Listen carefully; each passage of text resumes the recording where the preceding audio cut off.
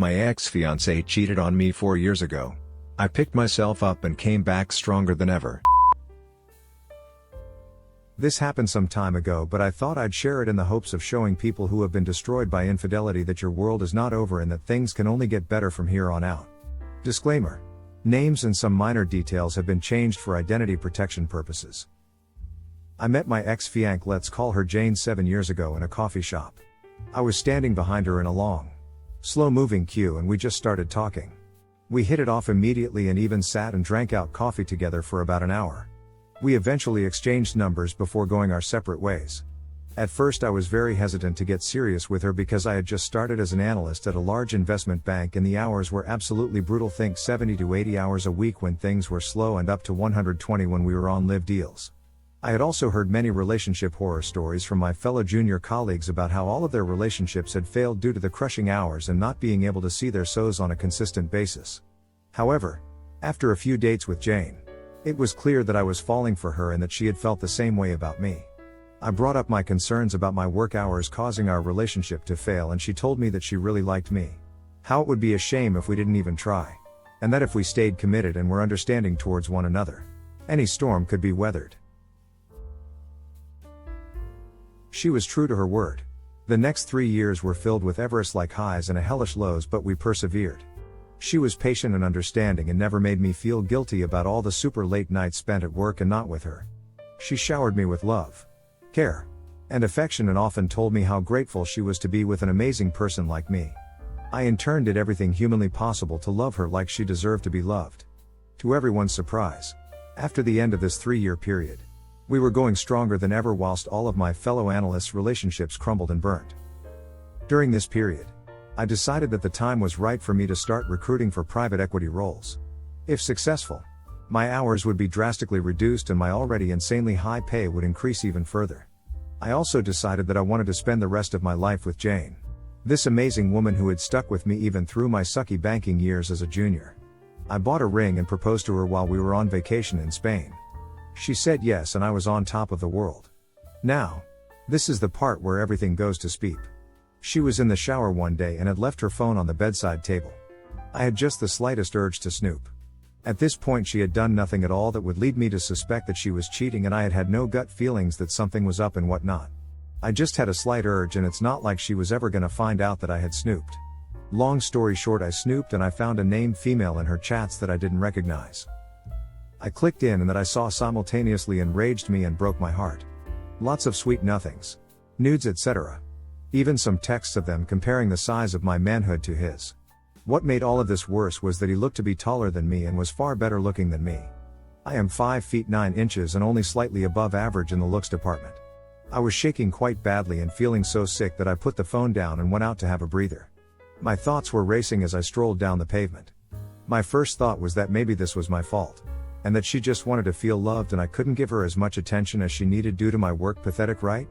I wanted to confront her when I got back, but I was afraid to because I loved her dearly and my confronting her might ruin us. My thoughts continued running wild, ranging from hey, this isn't that bad, right? It's just a couple of texts. It's not like they had sex. You just have to put in a little more effort and she'll love you again. To how dare she do something so disgusting to you behind your back? I ultimately decided that I needed more proof before making a decision, as if the texts weren't enough. I went and bought a small camera and hid it among some stuff atop a shelf in the corner of our bedroom. I activated it the next day before going to work. Later that night at around 10, I activated the camera and saw exactly what I was hoping not to, but expecting to see. Her getting railed by the guy that she was sexting on her phone. All hopes of reconciliation and any love that I still had for her was thrown out of the window instantly. I threw up in the bathroom and immediately left the office for my best friend's, let's call him Owen, house, where I broke down and cried harder than I have ever cried in my 25 years of existence. When I had calmed down, me and Owen sipped on stiff scotch and planned my next move after I was done venting. We talked throughout the night until the next morning when we both had to leave for work.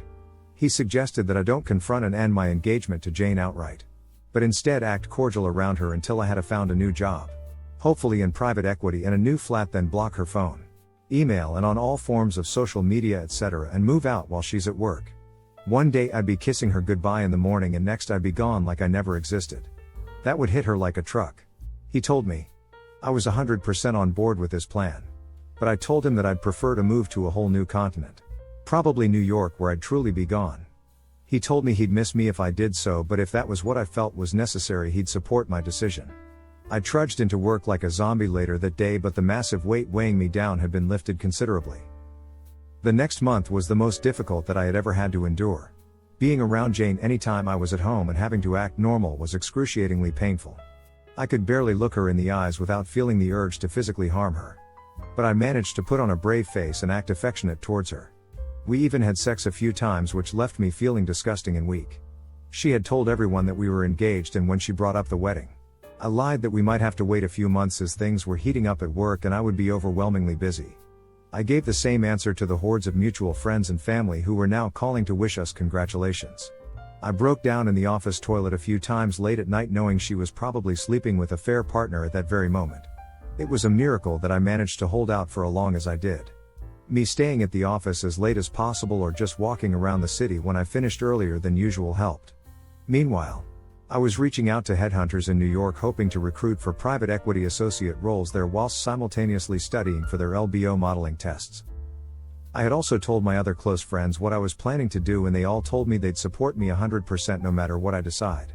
After a few weeks of interviews with headhunters, I had a few interviews with New York-based private equity firms lined up. Everything was going just as planned, but this isn't a fantasy world. This is life. And life soon threw me a curveball that shattered my plan completely. But not in the way that you might be thinking. I went out with Owen and another one of my friends. Let's call him Antoine. One Friday night, and we ended up mingling with a group of people that Antoine knew. Among them was one of the most beautiful girls I had ever seen. I talked to her for a bit and we got on well. Her name was Elisa and she was Swedish. She was absolutely stunning and looked like Elsa Hosk. She wasn't like Elsa Hosk's identical twin. If you put them both side by side, you'd know who was Elsa and who was Elisa, but you get what I mean. We had a lot in common. Namely, she was doing her master's at my alma mater and as a matter of fact was doing the exact same program that I did. And that we had both grown up in Asia. I was planning to jet off to New York ASAP, but I just couldn't resist exchanging numbers with her. We ended up going on a few dates and sleeping together. I had never felt this wanted and understood by anyone before. Not even by Jane in the early stages of our relationship. And for the first time in weeks, I was genuinely happy. One night after sleeping together, we confided in each other our deepest feelings. She brought up how she was cheated on by her ex. I didn't prompt her, and how she hated and had absolutely no respect for infidels. I then explained to her my current situation and she laughed. Not at me, but in amusement and in awe at how I was going to drop a sledgehammer on Jane. She then asked me if there was any chance that I would stay and not leave to New York. I said I would consider it, but deep down, I no longer wanted to leave. I of course had no intention of getting involved with anyone, but Elisa was just so amazing and I couldn't help but fall for her. Her views on infidelity also somewhat reassured me that she wouldn't ever betray me in such a horrible way like Jane did should we end up together. What a massive curveball she was. Now, some may say this is cheating on Jane and I'm just as evil as her now.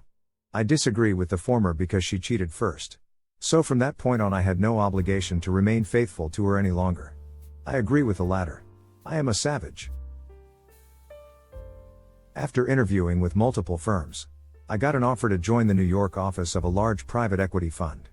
After inquiring about joining the London office instead, the managing director put me in touch with his counterpart in London. 2 interviews later, I received and accepted the offer to join the London office. I was overjoyed. For anyone not in finance, an investment banker managing to make the leap to private equity is considered a massive step up. I held a small celebration at my flat after my first day at the new fund to commemorate this achievement. Owen, Antoine and his so Antoine had recently made the jump to private equity and his so worked at the fund I had just joined.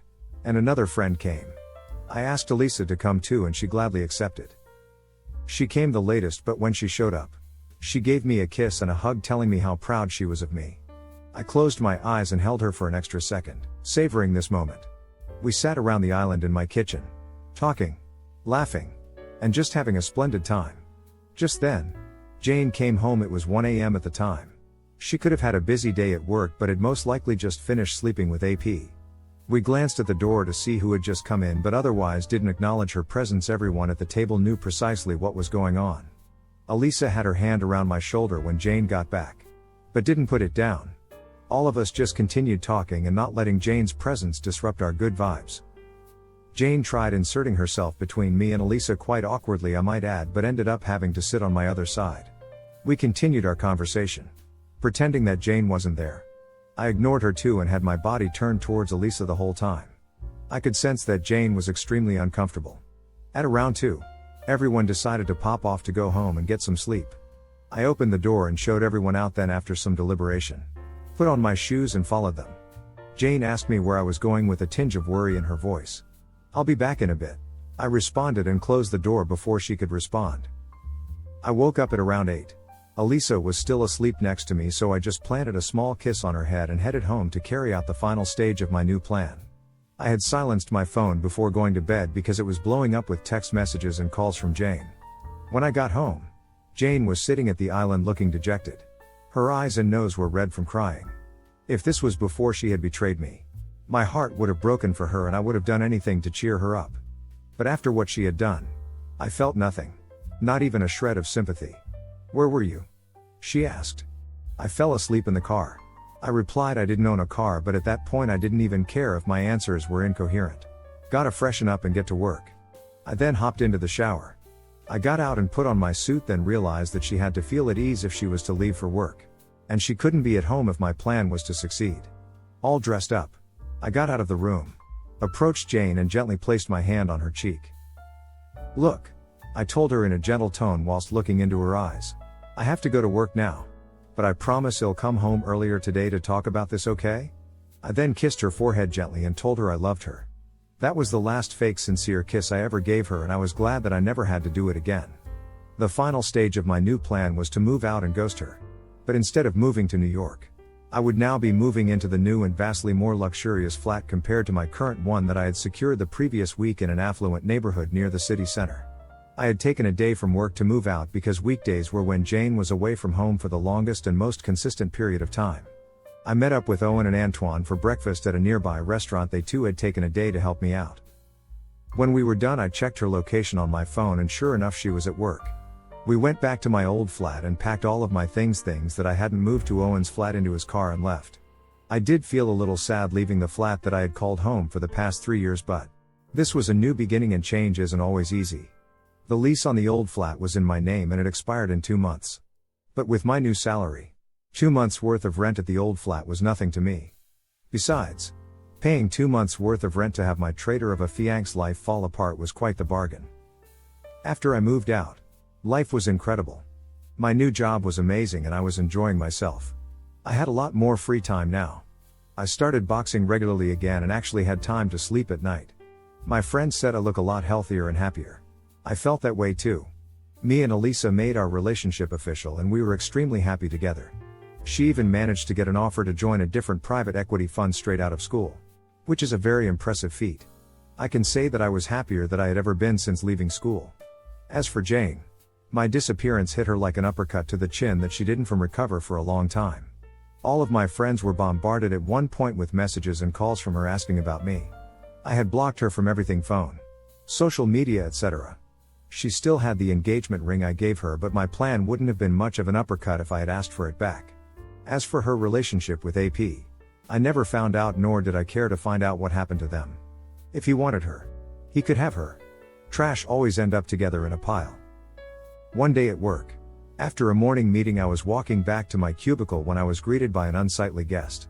A livid Jane standing between me and my cubicle. She lunged forward and started attacking me. Streams of expletives and vitriol coming out of her mouth while she tried to slap me in the face. I deflected her blows easily. My cubicle mate Kiara and another colleague hurriedly restrained her. She fell onto her knees sobbing and droning on. I was so worried. "I missed you. Where did you go? I love you. How could you do this to me?" I calmly took out my phone, found the videos of her and affair partner getting it on and played it, shoving the phone in her face. I still find myself laughing at the look of horror on her face when I think of it sometimes. She started hyperventilating. "Look," she said through her heavy breathing. "I can explain. It's not what it looks like." I couldn't help but burst out laughing. The timeline: "It's not what it looks like." It was clearly her getting peeped by another guy that wasn't her fiancé. I wanted to yell at her and rub all the bullspeep that she'd done to me in her face. But in reality, it had come across as me trying to convince her that she did something egregiously wrong. She knew full well that she had peeped up big time and the guilt was already consuming her. Up. Look at me. She continued softly.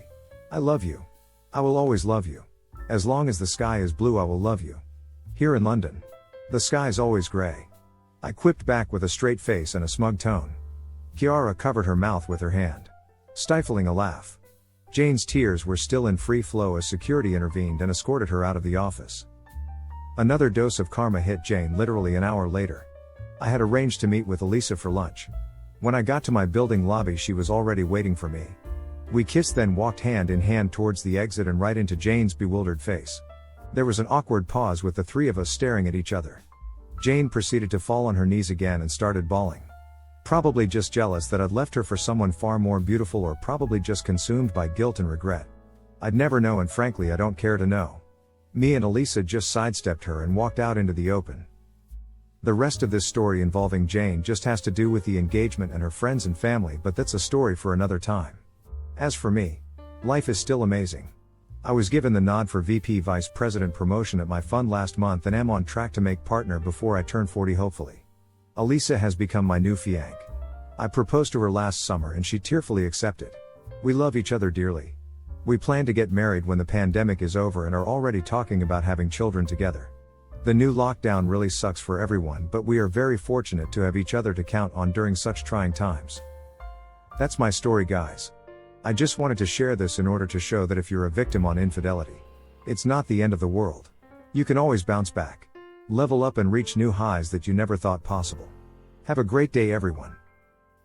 Thank you for watching. If you enjoy my video please subscribe and leave like.